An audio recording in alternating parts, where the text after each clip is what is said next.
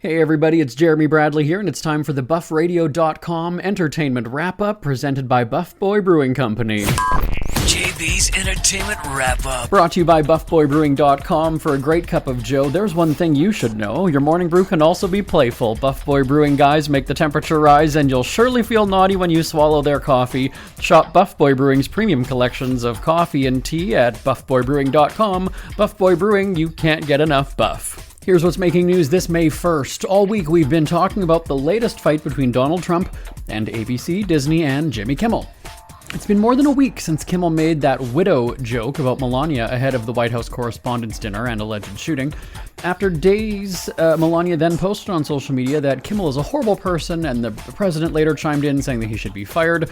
Kimmel reacted by laughing at the Trumps, really, and saying that he's not afraid of them. But should he be? Remember, ABC suspended Kimmel once before after feeling pressure from the Trump administration. Turns out ABC, so far at least, is defiant in supporting their late-night star. Not necessarily speaking up for him or defending him, but they haven't suspended him again, right? Or fired him.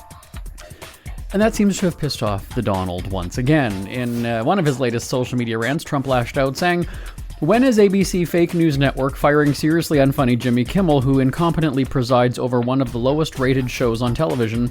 People are angry, it better be soon," end quote. When I read his post, let me just go off track here for a second. As a trained journalist over 20 years, a best-selling author, the capitalization of his posts is just... I get chest pains, okay? Anyhow, ABC Disney is standing firm for now and has not specifically addressed the call to fire Kimmel, though they have defended themselves about the FCC scrutiny, saying that they do follow regulations and, will defend their stations through, quote, appropriate legal channels. Now, later in the day on Thursday, Trump appeared on Newsmax and continued his Kimmel rant, saying, quote, "Kimmel shouldn't be on television. ABC is putting themselves in great jeopardy. This is very serious." But if Kimmel is taken off the air, what could replace him? Celebrity Apprentice, hosted by Donald Trump Jr.? No, that might be an Amazon thing. That's apparently in the works, or at least in talks. You know, Jeff Bezos, he's been kissing up to the Trump administration. That $75 million Melania documentary of all those scenes of her walking and trying on outfits. Trump was asked about the show's possible return and his son leading the reboot. Quote, "I've been hearing it. Look, we've had great success, 14 seasons, and The Apprentice was a tremendous success. We'll see what happens. He's good. He's a good guy.